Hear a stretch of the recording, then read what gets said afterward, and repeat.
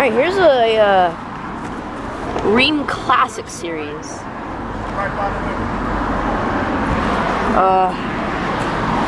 Let's see. It's got one of those weird compressors. Straight cool air conditioner. Let's see. It's from 2004.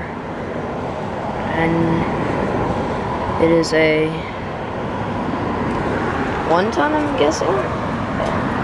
I guess it's a 3 ton. Actually, Tom could tell me that, but this is right next to the place where I got a video of those 3 ICP products. I still don't know what kind of compressor this is. Well, it's another one of those Carly type compressors.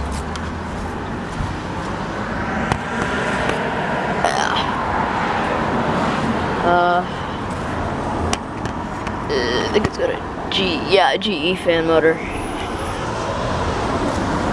2-bladed unit. Can't take that logo. I got the logos from the other units in my pocket. O'Brien and one of the 10 stars.